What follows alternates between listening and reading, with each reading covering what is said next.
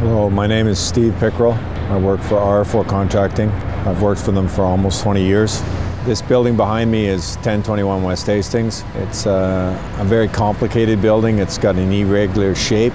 This crane that's mounted on the side of the building is a Jaso 180. It's a Luffing crane. We purchased it from England. It's the first project in BC it's been on.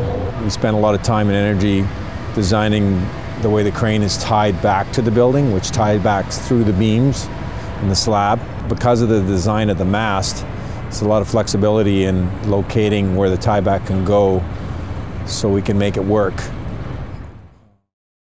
A lot of planning goes into where a crane is located too. Like you can't just, like downtown Vancouver, the proximity of all these buildings, there's a ton of research that goes into placing a crane, because even a rectangular crane, the jib direction, the way it climbs, the adjacent buildings, the minimum, maximum weather vane. Luffers are a little bit more complicated to place than a saddle top crane. This is one of the unique features of this crane. This tie-in can be placed anywhere on the mast except on the silver connectors, which makes it more universal for connecting into the slab.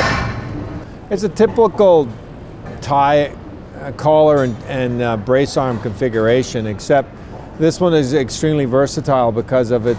It can be located in a lot of different spots, and we use a pretty unique brace arm too. They're adjustable, and normally they go into the face of the slab, so they don't even actually interfere with the window. But on this particular job, there's a curtain wall window system. So what we do is we coordinate the braces so they go in between the mullions. And with this kind of a mast section, we can do that. We can micro adjust these braces to get them to line up so they don't actually interfere with the windows directly. Like on some jobs, these brace arms would be where we're standing.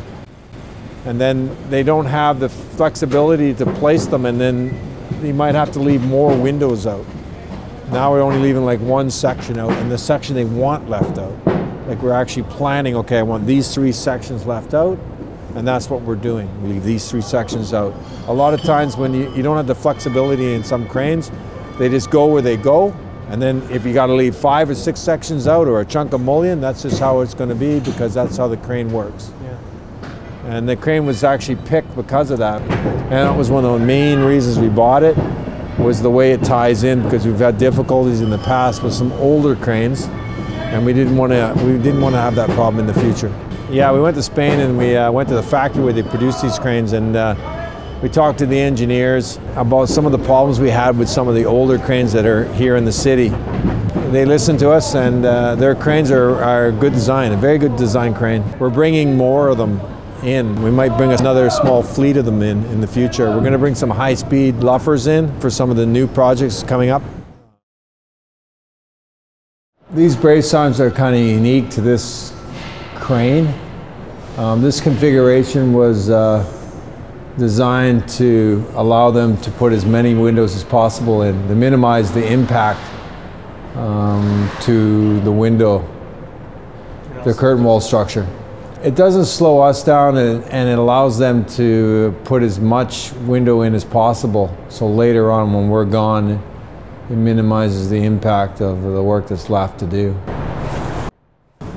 We had to coordinate these connections. They're actually a through bolt through the beam.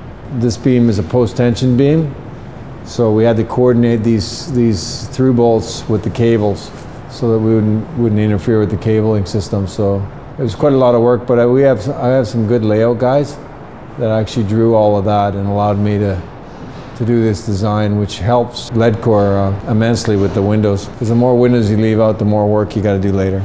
There's 5 tie-ins on this crane. Luffers require more tie-ins than saddle top because the forces on the mast sections are greater. They're a heavier crane. They pull more on the mast sections, so they don't freestand as high on standard mast sections. You have to get larger ones, which makes for a lot of climbing. We climb every 5 weeks, but it's working well. We have it fine-tuned now. It works right within our cycle, so we don't lose any time on the climb. We climb a little later in the day. We do a dual climb. We'll do a a tie-in and climb 2 mast sections, and then we'll come back another day, coordinate another day, and come back and put the last 3 mast sections in on another day. There's quite a bit of force. This beam, because it wasn't designed to take this lateral force, had to be reinforced. So the structural engineer and the engineer that was designing the braces worked together to reinforce this beam to take the forces, because these forces are like lateral forces. They're not, the beam wasn't designed to take those forces. It doesn't affect anything like our work, which is nice. It minimizes takedown too. Like our takedown will be a lot simpler. It's basically undo the bolt on the back, pull the rod out, and we're done.